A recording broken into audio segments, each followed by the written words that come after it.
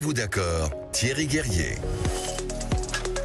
Bonjour à toutes et à tous, heureux de vous retrouver en ce début de semaine du passage de l'année 2024 à l'année 2025, avec vous toutes et tous qui nous écoutez bien sûr dans toute la France, et puis nos invités, nos débatteurs. Valérie Expert prend quelques heures de repos et c'est à nous d'assurer derrière autour de débats et de sujets qui ne manquent pas dans l'actualité bien sûr, sympathiques plus ou moins, et bien sûr d'abord le voyage et l'accueil difficile, nous le verrons, de François Bayrou et de ceux qui l'ont accompagné.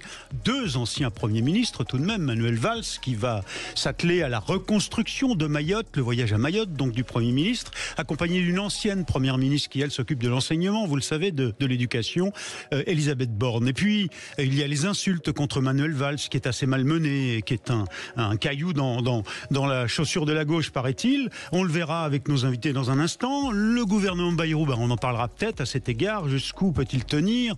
Le discours de politique générale le 14 janvier peut-être, après je ne sais pas. Et puis la folie misogyne des talibans, plus que jamais. On croyait qu'on était arrivé au bout. Enfin, j'ai dit ça en rigolant, mais c'est pas drôle du tout.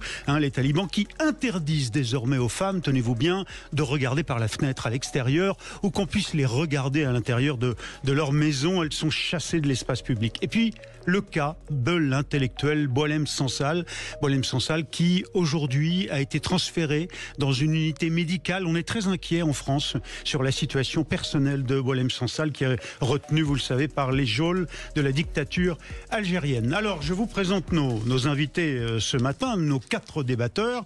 On va pencher beaucoup à droite. Il y aura peut-être un homme de gauche, nous verrons. C'est d'abord donc Arnaud Stéphan. Vous êtes fondateur de l'agence La Note de Com. Bonjour Arnaud Stéphan. Un des élus qui monte à droite dans l'Île-de-France, le Val-de-Marne. Vous êtes maire adjoint de la ville de Thiers, près d'Orly, dans le sud de Paris, et vice-président du conseil départemental du Val-de-Marne. Bonjour Nicolas Trizna.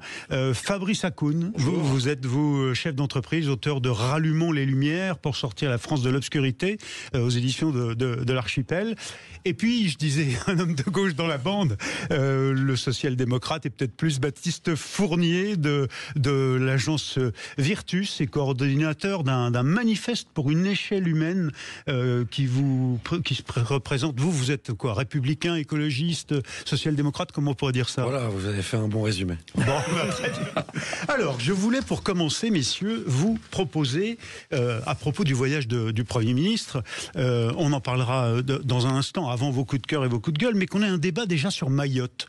Parce que je suis assez frappé ce matin par cette une. Alors, c'est de bon ton, je dirais, pour Libération. Mais je voulais vous montrer à nos éditeurs qui nous regardent parfois avec Internet, la une de Libération. Mayotte, est-ce que c'est un habitant de Mayotte qui se pose la question, en tout cas qui la pose, est-ce que M. Bayrou amène des tôles? Sous-entendu, est-ce qu'il y a du concret à l'intérieur de l'avion? Alors oui, il y a de l'aide alimentaire qui arrive avec cet avion et avec ceux de l'équipe gouvernementale. Mais que sous-tend cette question? Comment vous réagissez? Tout le monde dit oui, il faut écouter la misère. Et bien entendu, la difficulté des Mahorais, des habitants de Mayotte. Mais est-ce que là, on n'a pas dépassé l'entendement en matière d'exigence, comme si l'État-providence français devait tout régler en un seul coup, comme ça, en un coup de... Arnaud Stéphan. Il y a une catastrophe naturelle. On s'attend quand même qu'un grand pays comme la France puisse venir au secours d'un département français. Et c'est pas le cas? Dans les plus brefs délais. Non, ce n'est pas le cas. On aura l'occasion d'en parler un petit peu plus tard. Il se trouve que dans une vie antérieure, j'ai travaillé dans le fret stratégique, et je peux vous dire qu'aujourd'hui, la France utilise des moyens d'une toute petite puissance, même pas d'une petite puissance, d'un petit pays avec un territoire qui serait un peu écarté. Non, c'est faux. Voilà, c'est faux. Voilà, je vais vous dire, c'est faux. Les A400M, moi je les ai vus décoller et atterrir. Alors, donc à l'A400M, c'est-à-dire que vous essayez d'expliquer qu'on va soutenir un département avec des camionnettes. Parce qu'en vérité, l'A400M, étant donné qu'il est obligé d'aller se poser, c'est un peu technique, vous m'excuserez, d'aller se poser à La Réunion et de faire l'aller-retour, il dépose 18 tonnes. Donc c'est rien du tout. Mais ça perd qui a la solution pour ça? Il se trouve que Dieu n'a pas la solution pour ça. Non, il se trouve qu'il y a de très grands aéroports côté de la côte Mozambique qui est seulement à 500 km. Voilà, où il y a l'Afrique du Sud également qui pourrait nous aider. Et puis nous avons une base également militaire qui ne vous a pas échappé aux Émirats Arabes Unis, où c'est le plus grand hub de matériel de l'ONU pour les catastrophes naturelles. Et nous avons une base française au même endroit. Et vous regrettez qu'on les utilise pas. Il y a des C-17 qui peuvent transporter 65 tonnes de matériel. Voilà. Donc la France ne fait pas le truc.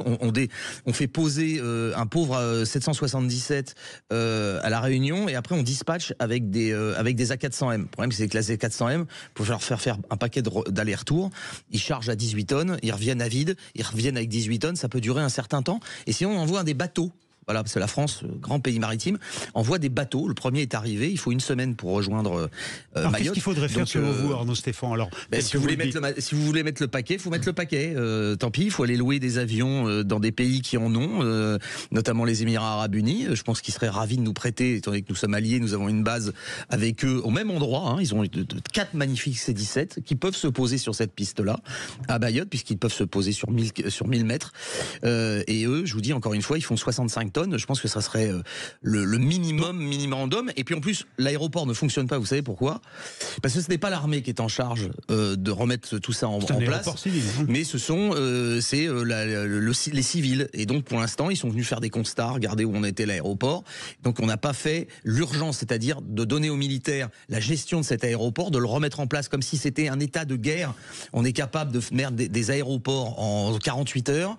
Imaginez les Américains dans le Pacifique. Il avait fallu attendre 3 semaines pour faire une piste à Guadalcanal. Enfin, donc vous nous dites, Arnaud Stéphane, au fond, si aujourd'hui on voulait faire vite, par exemple, il faudrait suspendre l'administration de l'aéroport par la DGAC, la direction de l'aviation civile, et la donner aux militaires, parce que ça irait plus vite. Mais bien évidemment, enfin, c'est une situation d'urgence, situation d'urgence, résultat d'urgence. Si Fournier, vous êtes sur la même ligne, puisque visiblement Arnaud Stéphane, il signe la une de Libé ce matin, c'est-à-dire il faudrait du concret. Qu'est-ce que vous en pensez? Vous trouvez vous aussi qu'on en demande trop tout de suite au gouvernement, ou que... Je pense pas qu'on en demande trop.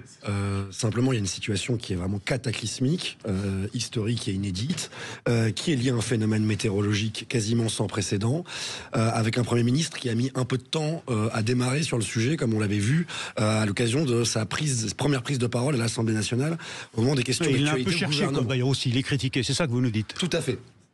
Néanmoins, il se déplace ce soir avec 4 ou 5 ministres. Il y est depuis ce matin 6 heures. Pour annoncer des annonces concrètes que l'on n'a pas encore. Cette situation aujourd'hui qui est dramatique sur place, il va falloir y apporter des réponses concrètes et profiter aussi en fait de cette situation pour essayer de reconstruire ce département qui est en proie à beaucoup de problématiques, de pauvreté comme on le sait, des problématiques infrastructurelles conséquentes mais qui ne datent pas d'hier en fait.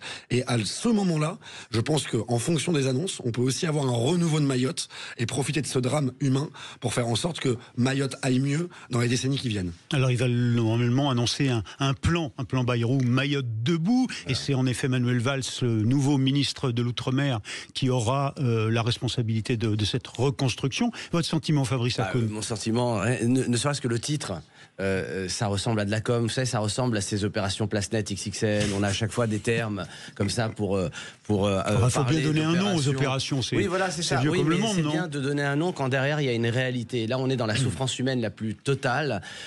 C'était la chronique d'un désastre annoncé. Le président de la République y était allé il y a plusieurs années. Il avait déjà fait des annonces qui n'ont pas été suivies d'effet. La départementalisation a été une catastrophe parce qu'elle oblige à traiter Mayotte de la même manière que les autres départements français, alors que c'est un territoire très spécifique. Donc du coup, on se met à faire des lois d'exception. Enfin, on est dans l'hérésie administrative la plus totale, comme on en a le secret en France. Et c'est intéressant ce que disait Monsieur Stéphane, parce que moi, j'ai l'occasion beaucoup d'intervenir dans les médias et on entend beaucoup, la France est un grand pays dans la gestion de crise, on gère très très bien les crises. Il y a un mantra comme ça régulier, même chez les chroniqueurs. Il y a du vrai là-dedans. Alors, il y a probablement du vrai sur un certain nombre de sujets, mais je ne vois pas pourquoi ce qui n'a pas été fait avant pour Mayotte, c'est-à-dire toute cette absence de volonté politique, pourquoi elle existerait après, en fait. Ce territoire est malmené depuis des années. Depuis des années, il y a une subversion, il y a une submersion migratoire qui détruit le tissu. Y compris le tissu identitaire local, et les habitants, les premiers, s'en plaignent. Et parce qu'on est dans ce droit de l'hommisme et ces bons sentiments, eh bien, on continue à laisser faire. C'est-à-dire que la France n'est plus capable d'imposer, par exemple, aux Comores, sa politique, malgré 150 millions d'euros de déversés en subventions pour soutenir et pour arrêter l'immigration. Il semble que la seule chose qu'aient fait les Comores, qui est cette république du même archipel d'îles, mais qui est indépendant et qui est à l'égard de l'île de Mayotte elle-même, il semble que la seule chose qu'aient fait les Comores pour aider leurs frères de Mayotte, d'une certaine manière, au moins régionale, c'est juste d'accueillir les immigrés qui sont retournés chez eux, quoi. C'est-à-dire qu'ils ont pas. Il y a eu de l'eau aussi, en tout cas, d'accord. Ils ont apporté un peu d'eau, mais c'est tout. Mais de toute façon, encore une fois, ils vont pas faire tout et son contraire. C'est-à-dire que Mayotte met la pression à travers les flux migratoires. Mayotte met la pression pour obtenir toujours plus de la France. Et c'est ce qui se passe avec l'ensemble des pays. On va parler tout à l'heure de l'Algérie, c'est exactement pareil. La France n'a plus la possibilité, la force d'imposer, malgré le fait que ça reste quand même une puissance, relative certes, mais une puissance, n'a plus la possibilité d'imposer à des pays, y compris émergents, sa politique, même quand c'est pour protéger ses propres populations. On verra dans un instant si Nicolas Trisna est d'accord. Comment on peut traiter la question de la reconstruction, loi spéciale ou pas, loi ordinaire, et la question de l'immigration. C'est la suite de notre débat. Dans un instant, avec nos 4 débatteurs, vous restez avec nous, c'est Mettez-vous d'accord sur Sud Radio. Mettez-vous d'accord, Thierry Guerrier. Et nos 4 débatteurs, on a commencé à essayer de se mettre d'accord. Pour l'instant, ils sont à peu près sur la même ligne. Mais tout de même, on essaie de répondre à cette question. Quoi faire pour Mayotte aujourd'hui? Comment reconstruire ou non? Une loi d'exception, une loi spécifique sur l'immigration. Et puis l'aide immédiate, dont certains, Arnaud Stéphan, vous êtes un de nos 4 débatteurs ce matin, fondateur de l'agence La Note de Com. Arnaud Stéphan nous dit, non, ça fonctionne pas du tout. On devrait aller plus fort, plus loin, en utilisant, par exemple, une demande qu'on pourrait formuler, la diplomatie française, au Mozambique, à l'Afrique du Sud, qui sont à côté et qui sont à 500 km à peine et qui ont des capacités. On ne sait pas si vous êtes tous d'accord. Nicolas Trisna, vous êtes vice-président du conseil départemental du Val-de-Marne, adjoint au maire de Thiers, LR, Horizon, LR, voilà. Fabrice Hakoun, chef d'entreprise, auteur de Rallumons les lumières pour sortir la France de l'obscurité, et Baptiste Fournier de l'agence Virtus. Nicolas Trisna, ça vous a inspiré quoi ce débat sur Mayotte et nos difficultés à être à la hauteur de l'enjeu là? Je suis malheureusement assez d'accord avec ce qui a été dit. Ce qui est inquiétant, c'est qu'on a des ministres qui se déplacent, on a le président de la République qui se déplace, on a le Premier ministre qui se déplace, tout le monde va faire des annonces. Le problème, c'est que les annonces, on les voit pas. On est quand même sur un département français. Imaginez 2 secondes qu'il se passe la même chose en Corse. Dans la journée, tout le monde interviendrait. Quand on a une situation climatique n'importe où dans le monde, on vient aider la France. Que ça soit si c'était en Italie, on viendra aider. Ça serait à l'autre bout du monde, on viendrait aider. Là, on a une crise dans un territoire français, un département français, on demande de l'aide à personne, on se débrouille tout seul.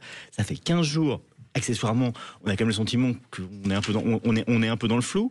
On apprend que maintenant il y a 100% de la population qui a de l'eau, oui, mais 8 heures par jour. C'est quoi la solution? Il faut décréter une sorte d'état de guerre. Bien sûr, c'est une situation d'urgence, mesure d'urgence, et surtout une aide internationale. Là, en l'état, oui, c'est logique, pour venir de la métropole, il faut un peu de temps. Mais par contre, on pourrait demander aux pays autour, on pourrait travailler sur l'aide internationale. Là, on a l'impression que comme c'est Mayotte et que c'est loin, c'est pas très grave, on va attendre. Et c'est un peu inquiétant. Au fond, vous êtes un peu sur la ligne de Fabrice Hakoun qui nous disait, finalement, sous prétexte qu'on a une réputation et un savoir-faire très méthodique, avec le plan Orsec, etc., les préfets, finalement, business as usual, on a fait comme d'habitude et on n'a pas pris la mesure de la situation. C'est ça que vous dites? On a un préfet qui est capable de dire qu'il ne sait pas combien de morts. C'est quand même si on est très bon, si on sait gérer, pas de problème. Mais l'impression que ça donne, c'est qu'on ne sait pas du tout gérer. Et on a des ministres qui viennent dire on ne sait pas. Enfin, le Premier ministre qui prend la parole pour dire qu'il va prendre la parole. C'est quand même un peu décevant. J'étais il y a quelques jours sur le plateau de BFM et avec un élu qui connaissait très très bien, parce qu'il a vécu un problème logistique, mais c'est souvent de la logistique. L'aéroport est séparé, il faut des barges pour transporter. Ce sont les plus grosses barges en France, et même c'est un département français, donc même d'Europe. Donc, ce sont les plus grandes barges. Elles transportent, je crois, 5 millions de personnes au total à l'année, etc. Et des tonnes de matériel. Des barges logistiques. Oui, des barges logistiques, sauf qu'il y en a que 2 qui fonctionnent, puisqu'il en avait 4. Il y en a 2 qui sont abîmés. Il y en a que 2 qui fonctionnent. Donc, encore une fois, prend-on véritablement l'enjeu qui est sur la table. Et les images montrent surtout que c'est un état de guerre au sens où tout a été rasé. Les agriculteurs n'ont plus. Il n'y a plus un agriculteur qui peut produire. Tout a été abattu. Imaginez la même crise, cauchemardesque. Imaginez la même crise en Nouvelle-Calédonie. Mm-hmm. Ils ont de l'aide de l'année prochaine, quoi. Enfin, Enfin, à ce rythme-là. C'est un peu ce qui s'est passé. La Nouvelle-Calédonie dans une situation gravissime. Ça a été la violence, c'est pas lié au. Oui, on a envoyé. Les gendarmes surtout. Il y a un très grand aéroport, heureusement. Ça fait très longtemps que Mayotte attend sa piste longue. On peut pas poser de gros appareils à Mayotte, voilà, parce qu'en plus le contrôle aérien est en partie contrôlé, accrochez-vous, par Madagascar. Enfin, je veux dire, rien ne va dans cette histoire. C'est la grande île qui est à côté. Oui, exactement, mais c'est quand même c'est un département français qui est obligé d'avoir un pays étranger qui contrôle son espace aérien. C'est l'Organisation de l'aviation civile mondiale, ça. Oui, IATA, etc. Merci, mais il se trouve que il se trouve. Je dis ça pour les auditeurs. Vous êtes un expert. Les auditeurs, ils ont le droit de savoir. Il se trouve tout de même que nous avons une situation qui est très particulière, que ça mériterait un peu plus d'engagement de tout le monde. Et en plus, la phraséologie berrouillienne est quand même assez curieuse, c'est qu'il dit « je viens avec des solutions concrètes ». C'est-à-dire que le président de la République, il est venu il y a 15 jours avec quoi, en vérité? Il est venu déjà par compassion. En communication interne c'est quand même catastrophique. Ça a fuité dans la presse, on s'est retrouvé avec un Premier ministre qui a demandé en Conseil des ministres au président de la République combien il y avait eu de décès. Donc, alors que normalement, c'est l'inverse. C'est généralement le chef du gouvernement, le Premier ministre, qui informe le président de la République de la situation. Ça vous a pas échappé qu'on a du mal à avoir des gouvernements stables quand même dans le pays. Oui, et donc ça pose aussi un problème Nicolas Trisna parlait de coopération potentiellement internationale. On a déjà un problème de coopération gouvernementale. Donc là, il va essayer d'y remédier. On a une situation d'urgence qui est absolue, avec un président de la République, en effet, qui s'est déplacé sans faire d'annonce concrète. Elles doivent avoir lieu ce soir. Quelles peuvent-elles être? On va les découvrir ensemble. Mais vous disiez hors antenne, vous disiez on a peut-être fait une bêtise à propos du bilan. C'est la France, donc je dis un des responsables français a peut-être fait une bêtise. Le gouvernement. Là, en rappelant ce matin que ce serait que des dizaines de morts, alors que tous les témoignages qui viennent des gens sur place, d'instituteurs ou autres qui ne retrouvent pas leurs élèves en l'état actuel des choses, dont on ne sait pas à quel moment les classes vont réouvrir, je ne me précipiterai pas sur le bilan humain.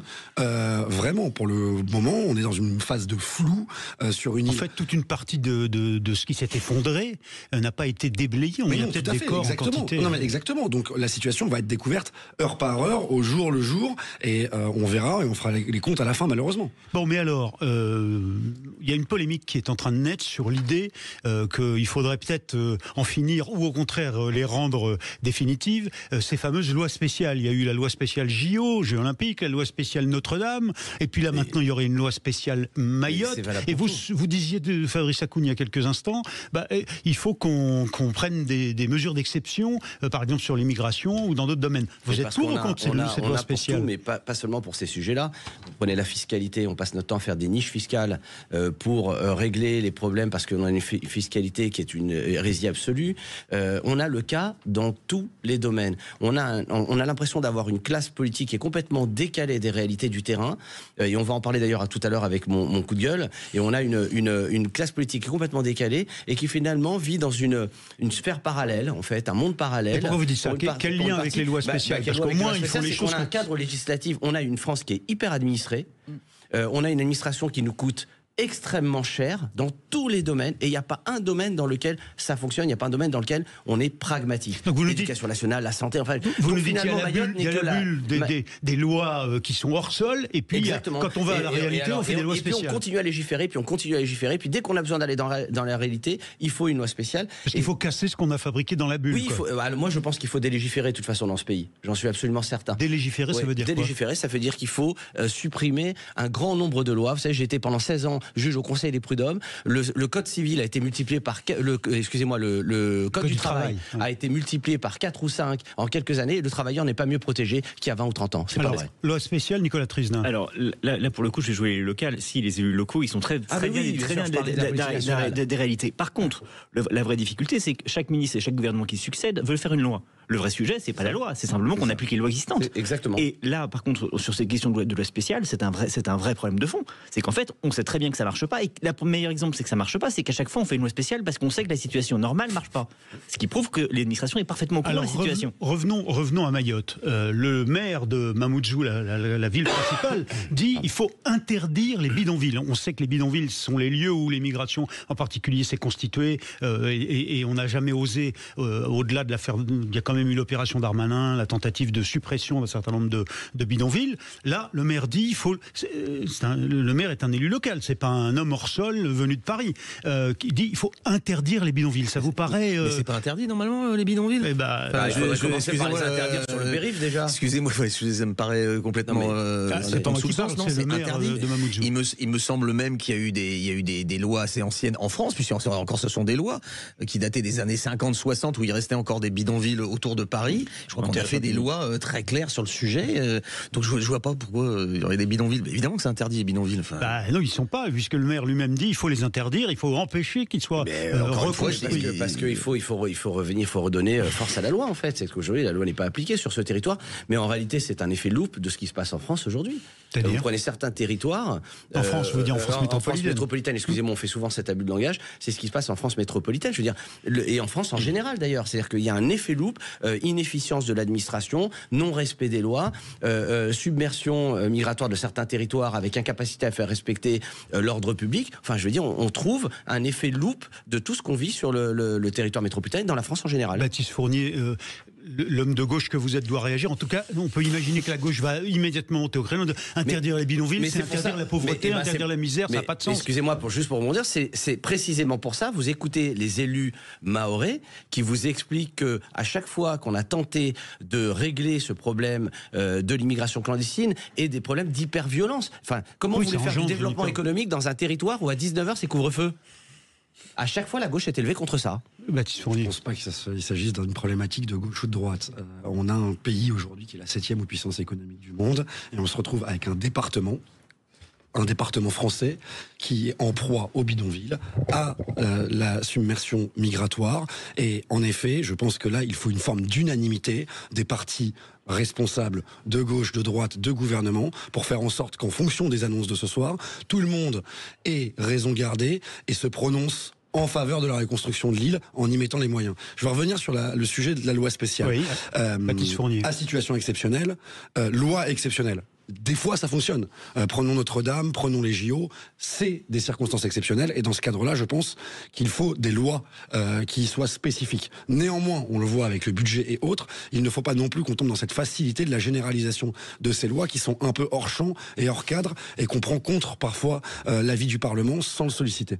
Oui, on reviendra dans un instant sur un des aspects un peu marginaux peut-être de ce débat Mayotte gouvernement Bayrou, c'est la personnalité de Manuel Valls qui est insulté aujourd'hui, pas uniquement sur les réseaux sociaux, en direct à l'antenne chez nos confrères de France Inter par exemple, et ça a été à peine repris. On y reviendra dans un instant et on parlera peut-être du rôle qu'il peut jouer dans la reconstruction de Mayotte, puisque selon la formule que j'ai lu ce matin dans un quotidien, il est passé d'outre-tombe, puisque c'était fini la vie politique pour lui en France, à l'outre-mer. Vous voyez, bon, c'est une formule très journalistique avec un peu d'humour. Vous êtes sur Sud Radio, ça s'appelle Mettez-vous d'accord, nos 4 débatteurs, assez unanimes ce matin sur la problématique de Mayotte. À tout de suite sur Sud Radio. Dans ce Mettez-vous d'accord ce matin, Arnaud Stéphan, fondateur de l'agence La Note de Com, Nicolas Trizna, qui est un élu de droite du Val-de-Marne. Vous êtes vice-président du conseil départemental et adjoint au maire de Thiers. Et Fabrice Hakoun, chef d'entreprise, auteur de Rallumons les lumières pour sortir la France de l'obscurité. Baptiste Fournier de l'agence de communication Virtus et qui conseille notamment quelques collectivités, par exemple. Alors, on évoquait à l'instant le dossier Mayotte avec la présence sur place du gouvernement Bayrou, le Premier ministre lui-même et 2 anciens Premiers ministres à ses côtés. Et parmi eux, il y a, si j'ose dire, le cas Manuel Valls, dont je disais il y a quelques instants qu'il est sorti d'outre-tombe, c'est-à-dire qu'il a renoué avec une carrière politique en France, puisqu'il avait dit au revoir, et c'est peut-être à cause de ça qu'aujourd'hui il est souvent insulté, et puis il est parti à Barcelone avec une tentative sur la mairie, et puis finalement il revient en France aujourd'hui, on loue ses qualités d'ancien Premier ministre, il est nommé membre du gouvernement, ministre de l'Outre-mer, c'est pas anodin. Bon, comment vous réagissez au fait que là, pour le coup, il est insulté, on l'a même traité traité sur une antenne, une autre antenne de radio, d'étron, j'ai pas besoin d'en rajouter. Bon, l'auditeur finalement a été coupé, mais enfin, c'est dire qu'on est capable en direct d'allumer de cette façon, d'insulter un ministre de la République. Baptiste Fournier. De quoi Manuel Valls est-il le nom ? Il y a 2 Manuel Valls et on va y revenir. Il est le nom aussi de tout ce qu'exècrent les Français vis-à-vis de la politique, c'est-à-dire la traîtrise. Traîtrise vis-à-vis de son ancien parti, traîtrise ensuite vis-à-vis même de son pays en partant en Espagne. Ça, c'est le ressort, entre guillemets, de l'opinion, ce qui ne justifie pas les injures. Et j'y reviendrai parce que ce sera mon coup de gueule sur une forme de délitement du débat public qui est catastrophique aujourd'hui et délétère. Mais attendez, vous pointez quoi ? Le fait qu'il ait à un moment donné trahi ou le fait qu'on l'insulte ? Qu'il ait aujourd'hui l'opinion contre lui avec une forme de rancœur et de violence, entre guillemets, je pense qu'il y a des causes dont il est le principal responsable. En revanche, qu'il soit aujourd'hui numéro 3 du gouvernement, parce que c'est dans l'ordre protocolaire, un ministre d'État qui arrive juste derrière Elisabeth Borne, 2 anciens premiers ministres dans ce gouvernement, et qu'il soit nommé et qu'il prenne son risque dans les circonstances que lui-même connaît par rapport à l'image publique qu'il a, alors qu'il a été Premier ministre plusieurs années, qu'il a connu les attentats terroristes, et que dans ce cadre, il aille affronter l'urgence, je trouve ça courageux de sa part. Et donc, il y a 2 Manuel Valls. Et c'est aussi ce qui fait le charme et parfois la haine qu'il suscite du personnage. Ou habile parce qu'il a vu l'opportunité de revenir en politique en France. Non, mais il connaît. Alors, déjà, il y a une filiation personnelle, puisque il était proche de Michel Rocard, dont on sait qu'il y a, de ce point de vue-là, eu un travail important sur la Nouvelle-Calédonie et autres. Donc, il connaît là aujourd'hui essayer de mettre ses compétences réellement et ses compétences politiques, et il en a en avant. En tant qu'ancien Premier ministre, il connaît le fonctionnement de l'appareil d'État, le fonctionnement de l'administration et les différents territoires d'outre-mer. Donc je pense que c'est une aubaine pour les Mahorais. Que les Français, par contre, ne supportent plus ce type de personnel politique, ça s'explique aussi. Fabrice Hakoun, vous disiez, dans les 2 Manuel Valls, il y en a un en particulier qui est détesté, parce qu'il a dit qu'ils sont faits à l'islamisme politique. En fait, voilà, je pense qu'il y a la réalité et il y a l'intention. Qu'effectivement son opportunisme soit dénoncé, c'est une chose. Mais la haine qu'il suscite est inversement proportionnelle à ce qu'il a fait. C'est-à-dire qu'on ne suscite pas de la haine, au pire un peu de rejet, de la désapprobation, enfin des hommes politiques opportunistes, on en a un certain nombre. Donc la seule chose, c'est qu'il ne faut pas oublier qu'il a été, mis à la marge de la gauche, et il a commencé à être haï comme ça quand il s'est opposé de façon ferme à l'islamisme. C'est une réalité, à l'islam politique.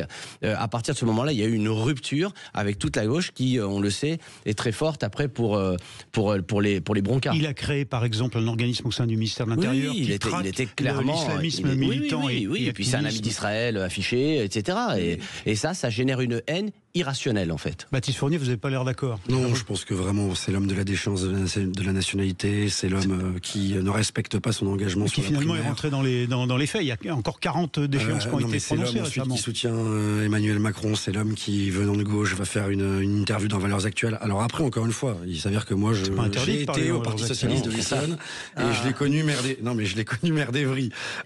Tout n'est pas acheté chez Emmanuel Valls et son engagement. Il a modernisé cette ville. Non mais totalement. Et son engagement républicain est aussi reconnu par des gens responsables d'une partie de la gauche. Je pense pas que ce soit le sujet de son combat contre l'islamisme politique, le radicalisme. Non mais Bernard Cazeneuve, qui est aussi un fervent défenseur de la République, ancien socialiste, ancien Premier ministre socialiste, ne suscite pas autant de haine. Manuel Valls suscite autant de haine parce qu'il incarne aujourd'hui cette forme de traîtrise en politique. Arnaud Stéphan et Nicolas Trizna.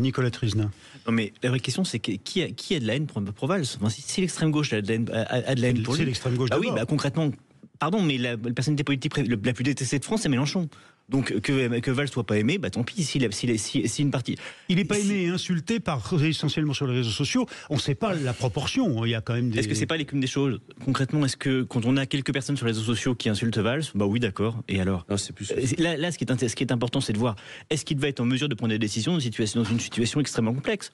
Voilà, concrètement, je rejoins tout à fait. S'il a eu le courage dans une situation très compliquée de prendre un ministère, il a déjà dirigé au plus haut niveau de l'État, il a été accessoirement aussi un élu local qui sait ce que c'est que le lien réel et la réalité du terrain, laissons-lui sa chance. Et concrètement, si les gens ne sont pas contents... Donc vous nous dites, Nicolas Trizna, au fond, il faut le juger sur pièce, sur les décisions qu'il prendra pour l'outre-mer, dont il est maintenant le responsable au gouvernement. Exactement, l'histoire politique est remplie d'hommes politiques qui ont été totalement haïs. Clémenceau était l'homme politique le plus détesté de France, c'est pas ça qui a empêché qu'il fasse des grandes choses.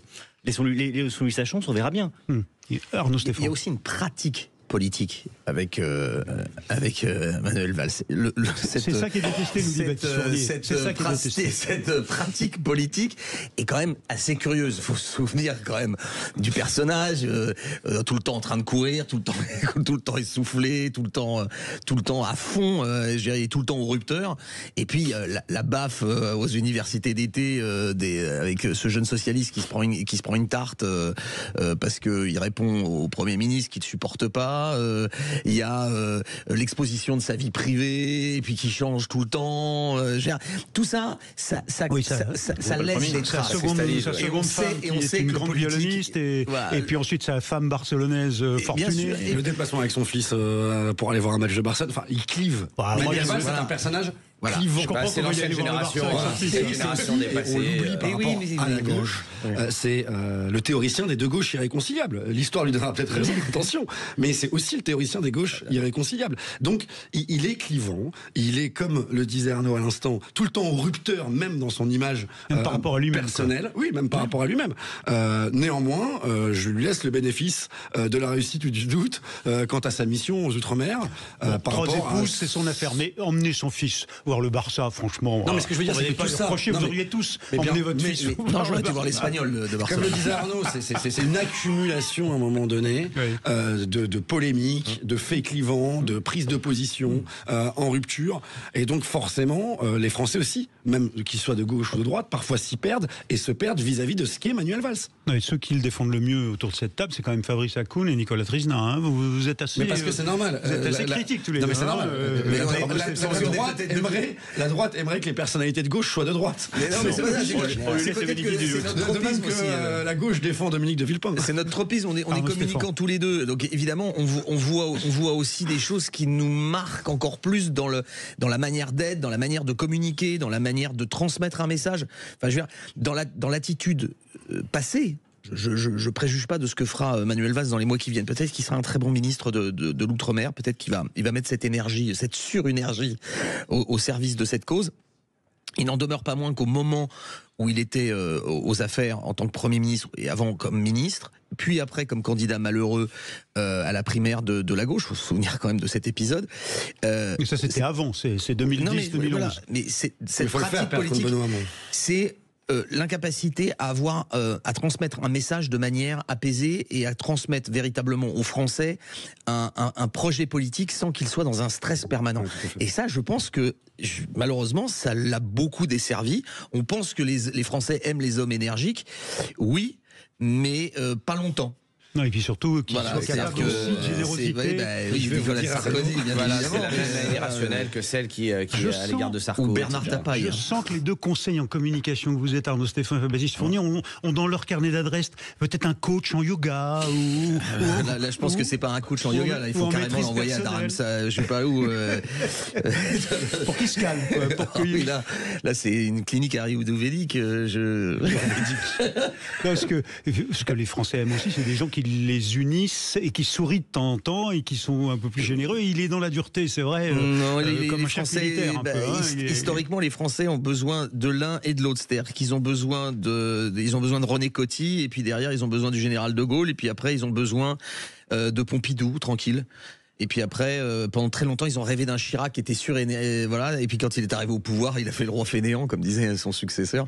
Voilà, oui, c'est particulier. Il nous reste 3 minutes. Vous êtes 4, donc ça fait moins d'1 minute par personne. À votre avis, les perspectives pour le gouvernement Bayrou, du coup, tout ça va lui donner un peu d'air au fond, paradoxalement, parce que la situation est si grave que la gauche évitera de le faire chuter, ou est-ce qu'au contraire, très très vite, il peut sauter avant, ou dès le discours de politique générale? Exprimé, mais c'est enregistré. Ça sortira pas du département. Il y a que nos auditeurs qui vous écoutent. Je pense que le personnel politique, je l'espère en tout cas, un tout petit peu de sens des responsabilités. La France ne peut pas rester paralysée. C'est déjà partiellement le cas.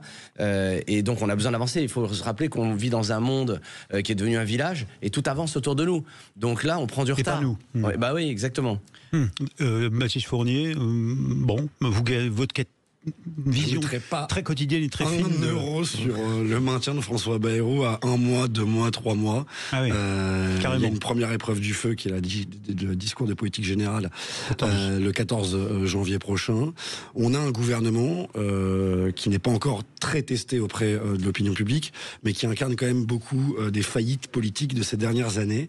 Et je suis pas certain qu'à un moment donné, et Marine Le Pen et Jean-Luc Mélenchon n'aient pas à nouveau intérêt à appuyer sur la censure. Oui, donc vous considérez que je pense très vite un fil et que le moindre blocage, à la moindre polémique d'ampleur, on reparte pour un nouveau tour de piste autour de la censure. Arnaud Stéphane. Je pense pas qu'on embarque les Français sur le radeau de la Méduse. Je pense en effet qu'il n'y a pas assez de place déjà. Et je pense que en effet, je vois pas l'horizon post-février, parce que je crois que c'est le vote du budget revient à ce moment-là. Je pense que là, il faudra dire au revoir à François Bayrou, il sera temps de retourner à Pau. Pour la bonne et simple raison, c'est que ni politiquement, ni économiquement, ni socialement, il n'incarne quoi que ce soit, qui donne quoi que ce soit comme espoir. Mais donc, attendez qu'il ait prononcé son discours. Je pense que le vote du 49.3, parce qu'il sera obligé d'en arriver là, le vote du 49.3 pour le budget sera le champ du signe. Ouais. Ah bon, les deux communicants sont d'accord. Hein. Nicolas Trizna. Oui, mais justement, peut-être que le politique l'est un peu moins. Laissons-lui le temps, Enfin, encore une fois, on parle de casting. Moi, ça m'agace prodigieusement. On parle de personne, on parle jamais de programme, on parle jamais d'idées, on parle jamais de qu'est-ce qu'il va faire. Justement, Éric Lombard, le ministre de l'économie, annonce très peu un déficit à un peu plus de 5 et très peu d'augmentation des impôts. Le principe même d'un discours politique général, c'est justement de dire ce qu'il va faire. Laissons-lui le temps de dire ce qu'il va faire avant de dire que ce qu'il va faire, ce n'est pas bien. Enfin, c'est quand même ahurissant comme réflexion. On passe son temps à se poser la question qu'on a eue sur Valls il y a 2 minutes, c'est la même chose. On parle sur concrètement est-ce qu'il est bien, est-ce qu'il est pas bien, mais je m'en contrefiche qu'il soit bien, qu'il soit pas bien. Ce gouvernement, c'est pas le débat. Le débat, c'est qu'est-ce qu'ils vont faire. On a une situation financière catastrophique, chaotique, 300 milliards de dettes. C'est un record absolu.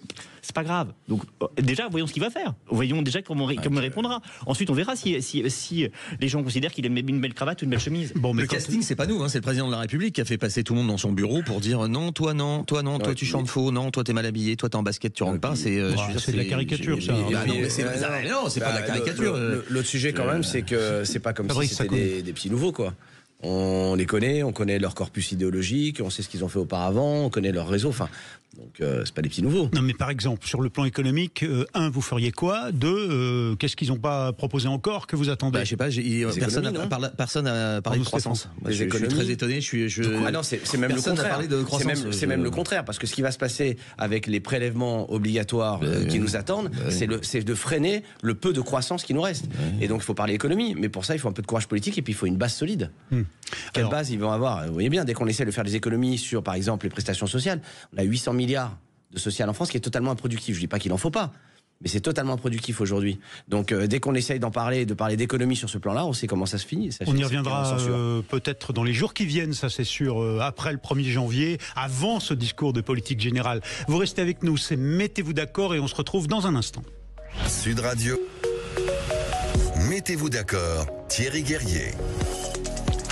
Et nos invités ce matin ont des coups de cœur ou des coups de gueule, vous allez l'entendre. Je vous rappelle qui est avec nous ce matin: Baptiste Fournier de l'agence Virtus, autre communicant Arnaud Stéphane de l'agence La Note de Com, et puis un politique, Nicolas Trizna, maire adjoint de la ville de Thiest, au sud d'Orly, là, dans le Val-de-Marne, et puis vice-président du conseil départemental du Val-de-Marne, et Fabrice Hakoun, chef d'entreprise, auteur de Rallumons les lumières pour sortir la France de l'obscurité. Votre coup de gueule, Fabrice Hakoun, c'est contre Tony Estanguet. Alors là, quand même, je tombe des nues.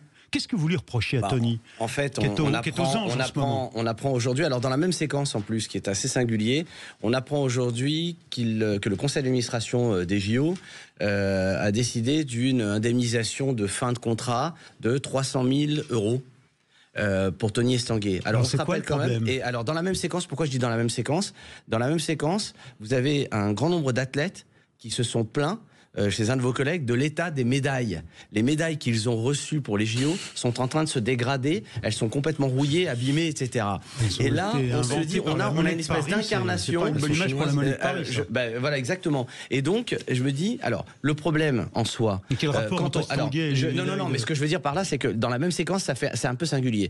Je vous rappelle quand même qu'il y a une commission qui s'est réunie pour enquêter sur la manière dont il a touché ses revenus, parce qu'il a dû contourner, vous avez une loi qui prévoit une limite... Une loi spéciale.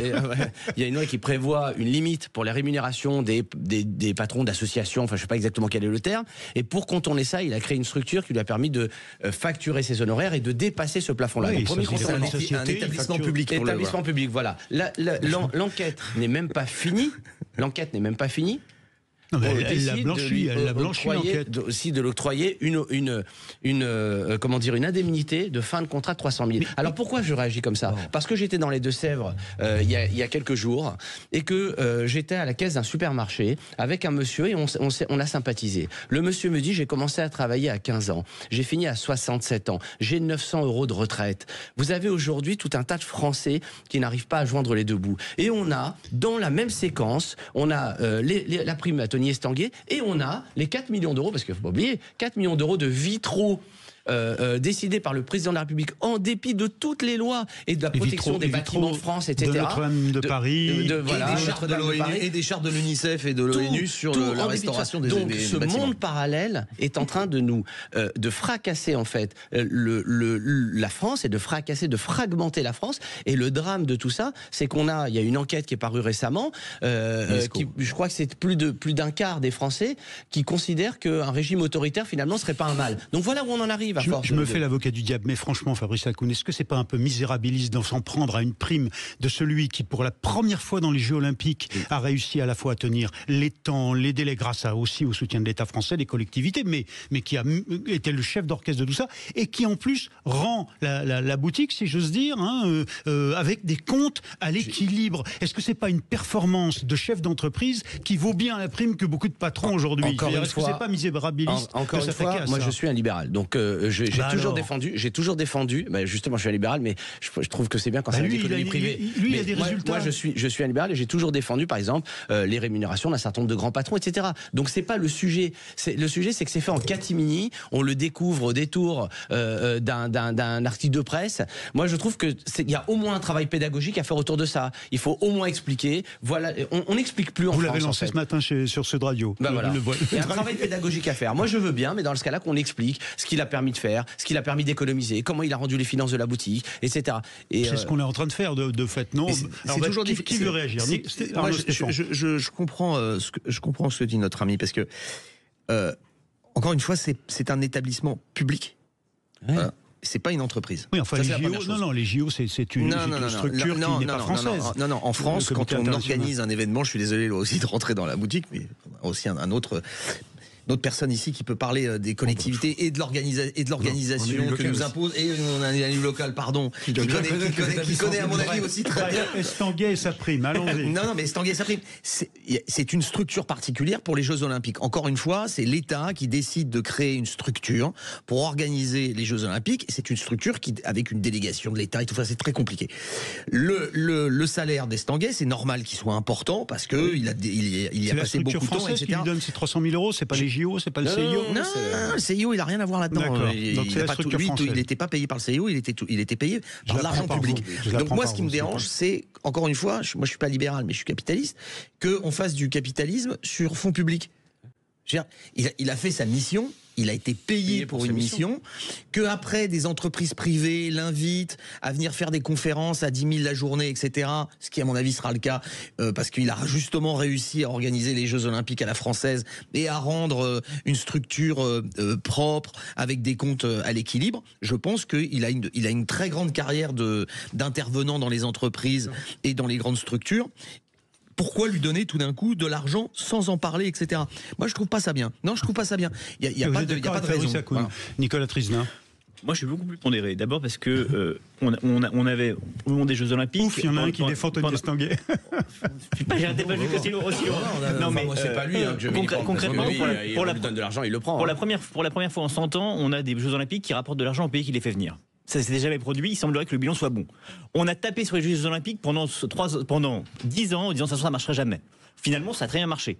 Les Français qui étaient tous partis en vacances, tout le moins tous les Parisiens qui s'étaient barrés en vacances, sont revenus en se disant c'est dommage, on a tout loupé.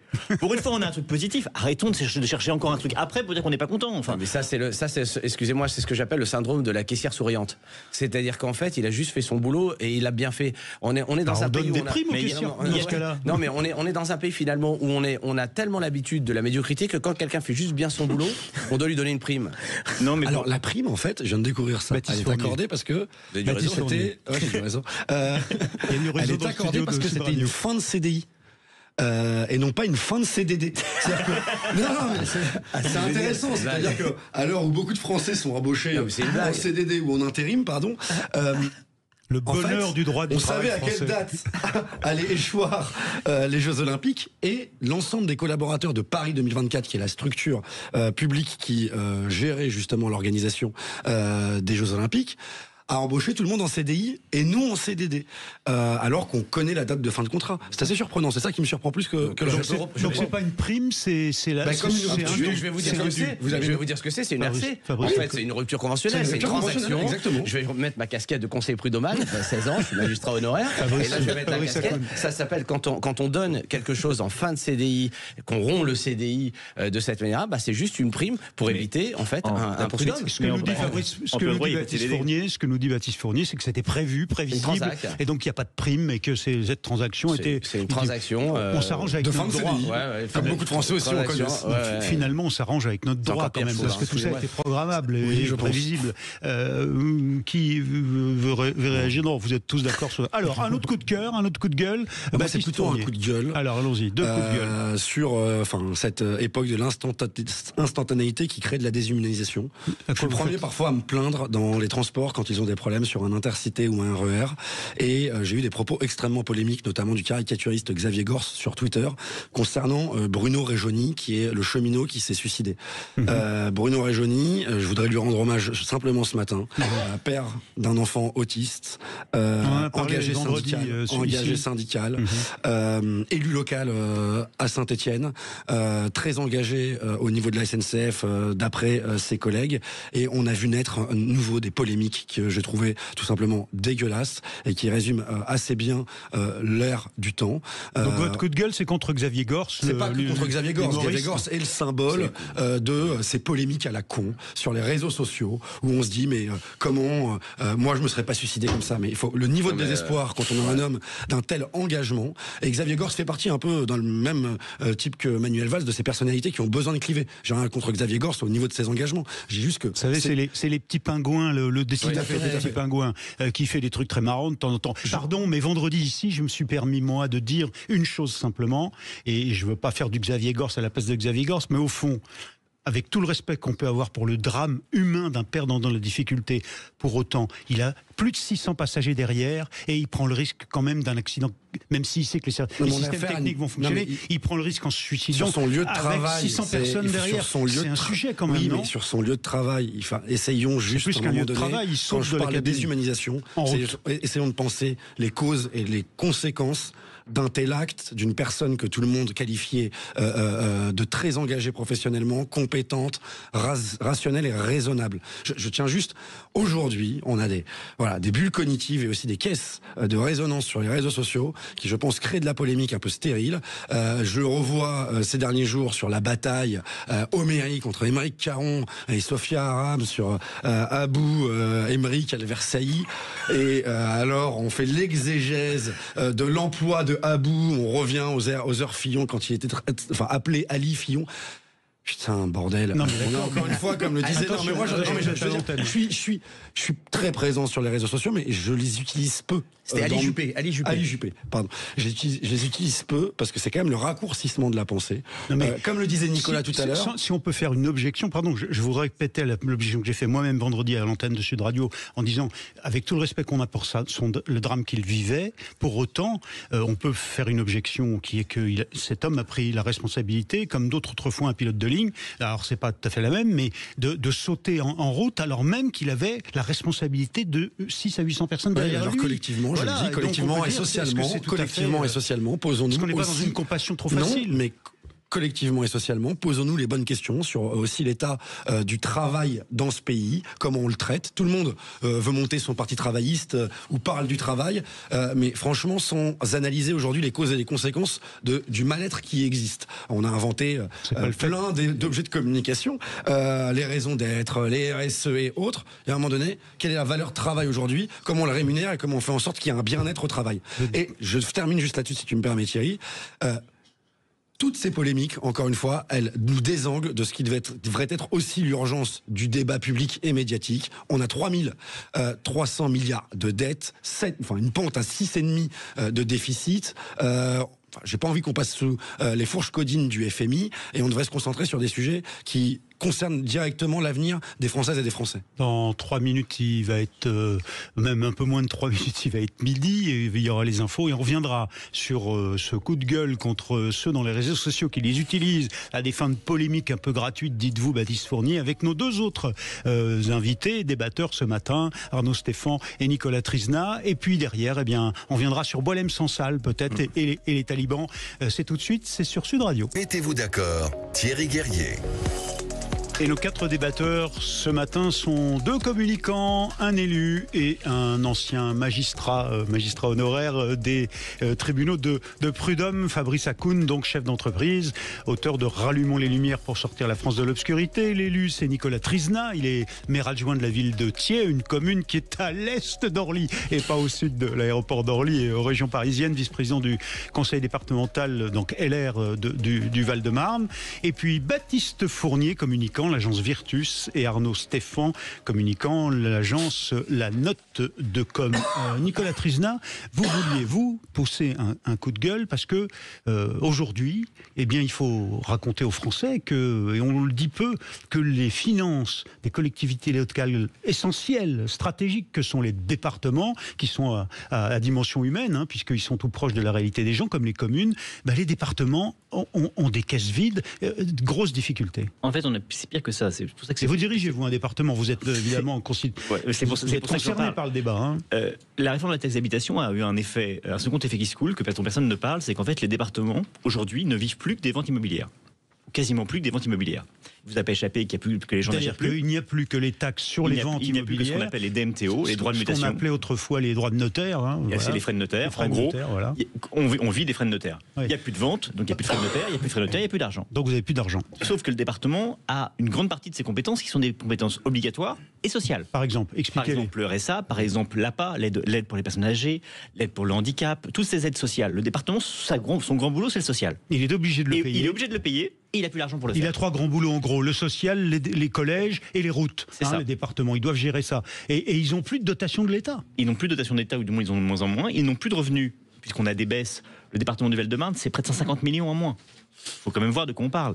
Ce qui veut dire, aujourd'hui, on a un quart des départements de France qui pensent qu'ils ne termineront pas l'année 2025.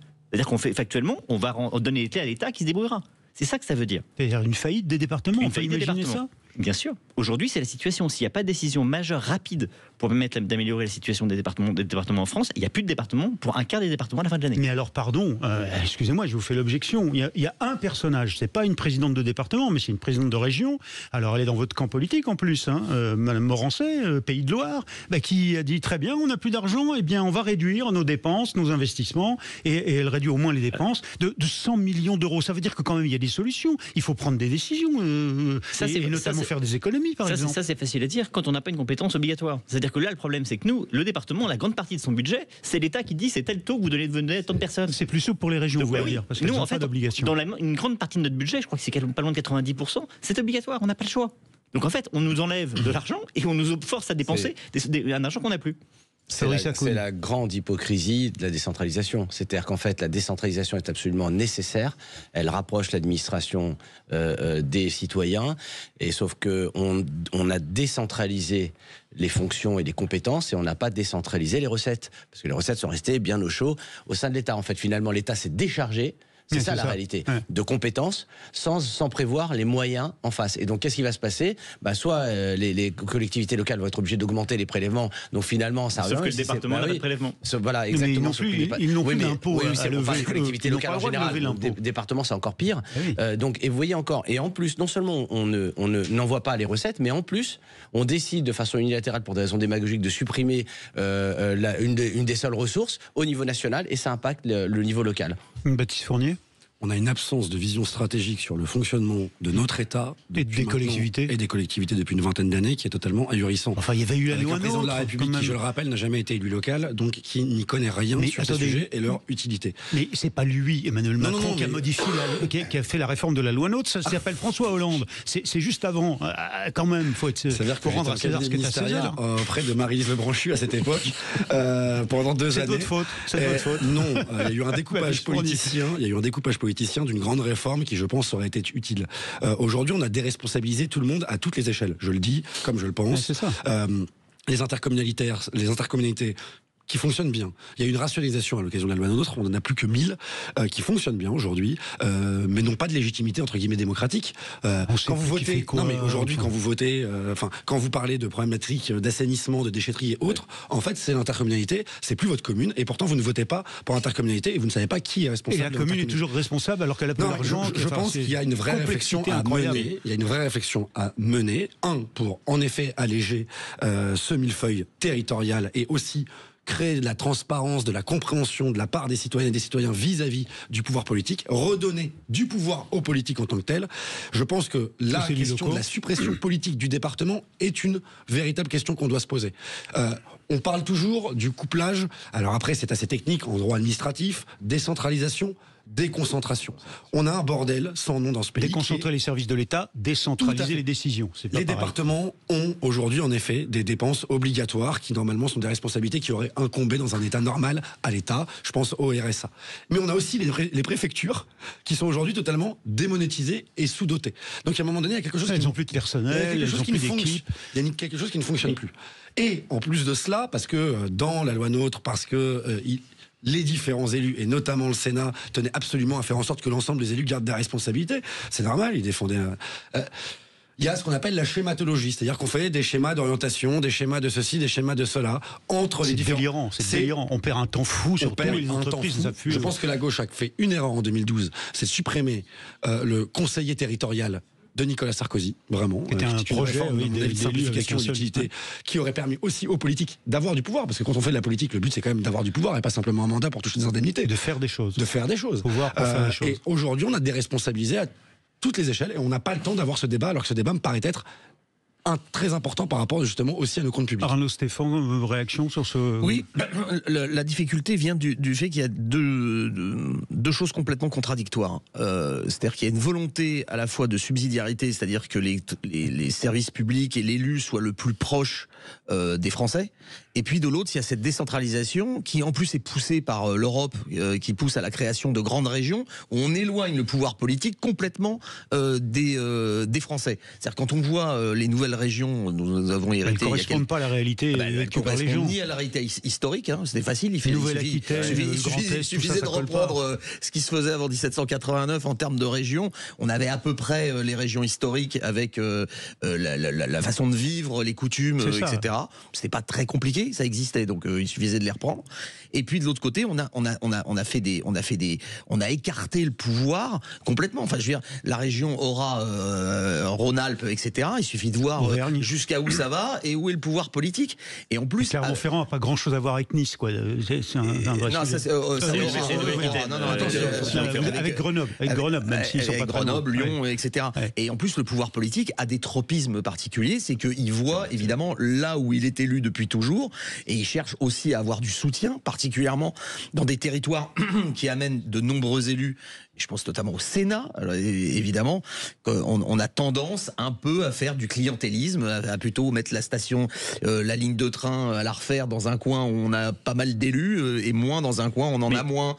Et puis cet éloignement, il est aussi un éloignement de la population. Il y a des régions qui sont extrêmement peu peuplées et qui quelquefois ne bénéficient pas des infrastructures nécessaires. Justement, là, je suis totalement en désaccord avec vous deux, pardonnez-moi. D'abord parce que justement, il serait peut-être temps de donner aux élus qui connaissent les gens qui sont en lien la décision. Dire que l'intercommunalité marche, sans 100% des villes de France, 100%, les gens critiquent l'intercommunalité, les élus critiquent l'intercommunalité qui leur a été imposée. Parce que le principe de l'intercommunalité, c'est qu'on force des gens à se marier alors qu'ils n'avaient pas envie. Donc ils ne sont pas contents de travailler ensemble, mais ça marche mal. Donc 100% des cas, c'est ça. Il y a des endroits où ça marche bien quand même. Très peu, très peu. Et majoritairement, quand ça marche bien, c'est qu'il y a une grosse ville qui pilote, et donc elle dit que ça marche bien, puisqu'elle pilote pour elle. Quant au département, et justement là où je suis radicalement en désaccord, c'est que pour moi le département, parce que c'est justement la majorité du temps, c'était des départements qui existaient avant la Révolution, parce qu'en fait c'est ça qu'on retrouve, c'est les départements de la Révolution. On a changé les noms. On a changé les noms, mais voilà, on garde ce lien-là. Et les gens sont très attachés à leur département. Oui, et justement, mais j'ai service déconcentré. Pas de service politique. Mais c'est ça le fond du problème. On a des gens élus locaux, élus sur leur nom au département aujourd'hui, contrairement à la région et contrairement à l'intercommunalité. Justement, c'est peut-être aujourd'hui, en dehors des mairies, le lien le plus direct avec les populations. Donc c'est extrêmement important de sauver les départements. Y compris des départements qui portent le nom d'habitants connaissent le nom de leur conseiller départemental. En dehors de l'Île-de-France, la majorité, le canton, ça a un vrai sens dans la réalité. De là à connaître son conseil départemental aujourd'hui qui n'a plus de pouvoir et en plus qui exerce des compétences, parce que vous parliez de l'APA et vous parlez de toutes les politiques publiques et du RSA, mais en fait ce sont normalement des compétences de l'État. Et donc normalement ce seraient des compétences qui devaient être dédiées, vu que c'est l'État, à la préfecture en tant que pouvoir déconcentré. Vous êtes assez caractéristique dans votre description, là où votre affrontement très technique. Vous êtes caractéristique, je veux le dire pour les auditeurs. Les élus défendent toujours de cette espèce de masse informe qui est notre système millefeuille territorial où on ne sait plus qui a la responsabilité de quoi. Alors voilà pour ce débat. On va finir avec Arnaud Stéphan. Un petit mot sur votre coup de gueule à vous. Oui, c'est sur l'annonce qui a été faite par le nouveau pouvoir de Damas sur le fait que les prochaines élections. Oui, alors il n'y a pas que des islamistes, mais c'est souvent comme ça. Ouais. C'est que ça commence avec des gens en costume et ça finit avec des gens avec des très grandes barbes. Là, c'est l'inverse. Ça commence en barbe et pour le moment, c'est en costume. Non, mais parce qu'il y a d'autres partis qui se sont joints pour créer un nouveau pouvoir à Damas. Un nouveau pouvoir à Damas qui a annoncé d'ores et déjà que les conditions n'étaient pas réunies pour qu'il y ait des élections avant 4 ans.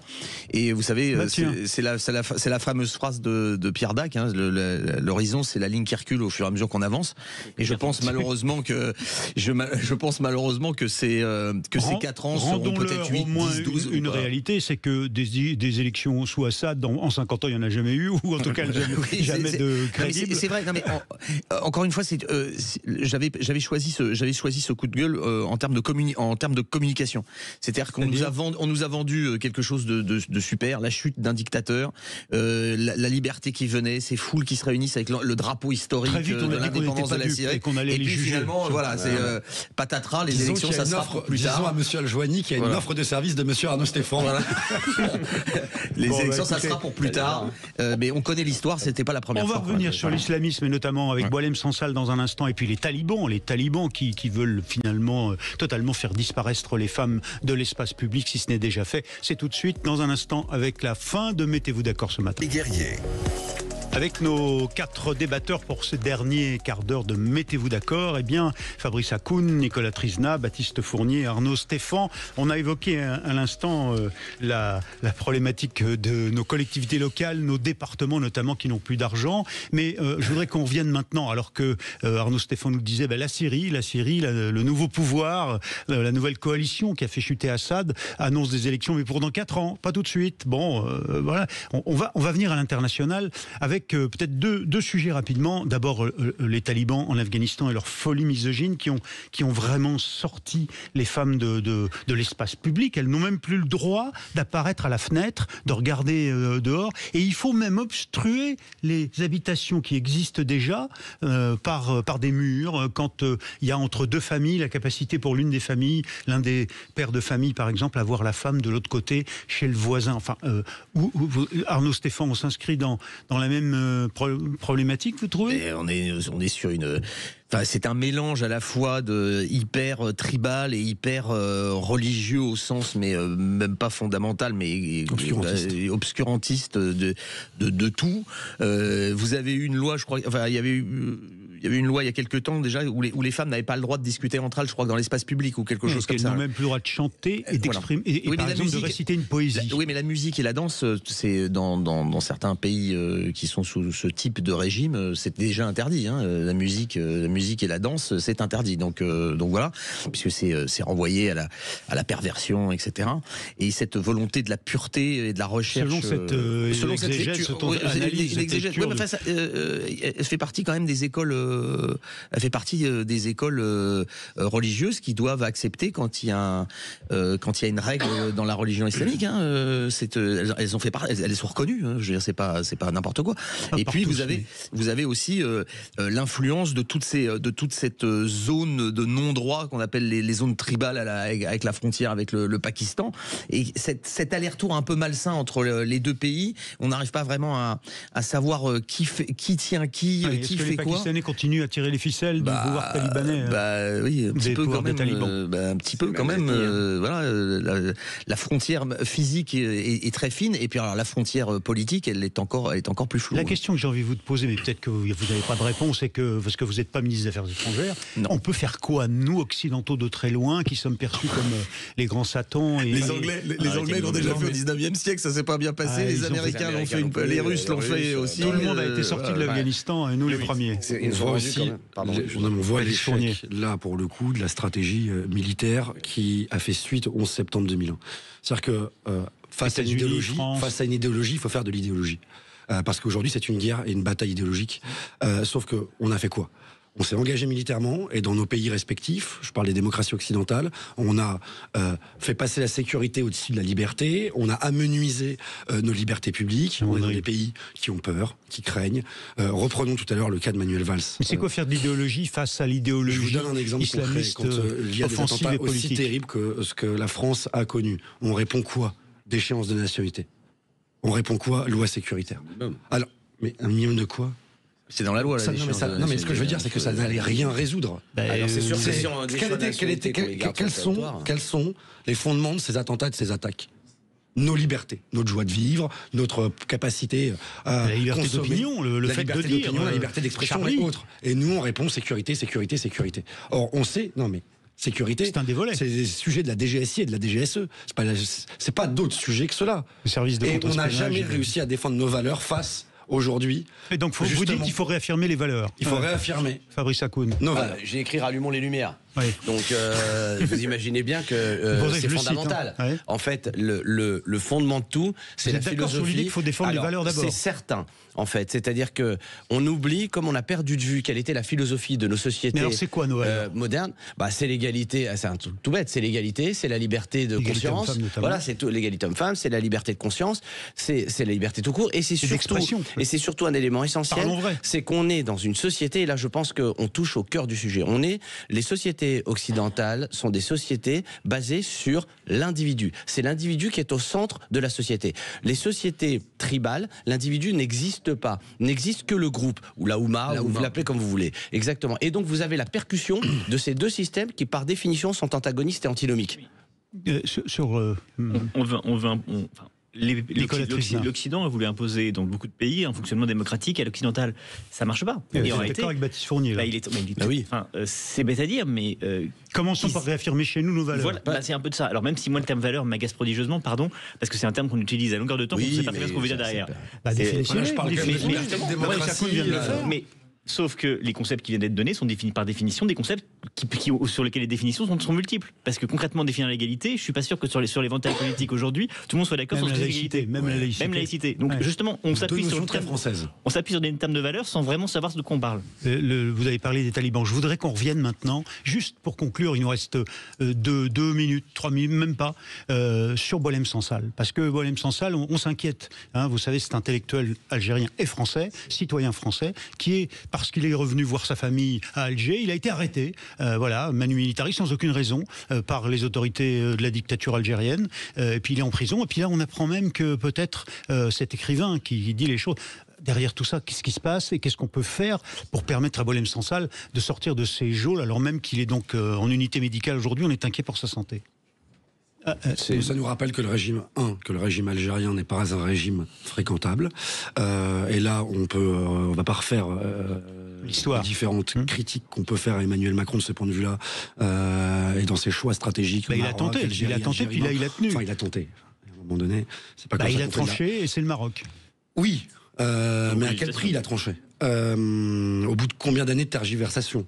Ça, c'est le premier élément. Et le deuxième élément, pour poursuivre un peu ce que je disais, c'est la défense de nos valeurs françaises sur la liberté d'opinion, la liberté d'expression et autres, qu'on doit défendre ici et là-bas. C'est la honte absolue. Enfin, aujourd'hui, que le portrait de Boualem Sansal ne soit pas dans toutes les mairies, dans toutes les collectivités, sur la façade partout, de toutes les mairies, à l'ouverture de tous les JT. Enfin, c'est dramatique. C'est-à-dire que la France n'est même plus capable de protéger un de ses citoyens, je précise, qui en plus porte nos valeurs, et c'est une provocation, et en fait en ne répondant pas à cette provocation, on est en train de prêter le flanc à des choses beaucoup plus graves. Moi je ne crois pas une seconde que la France ne soit pas capable de dire aux dirigeants algériens, il n'y en a plus un seul d'entre vous qui viendra se faire soigner ici sur ce territoire, parce que c'est ça qui les intéresse, hein.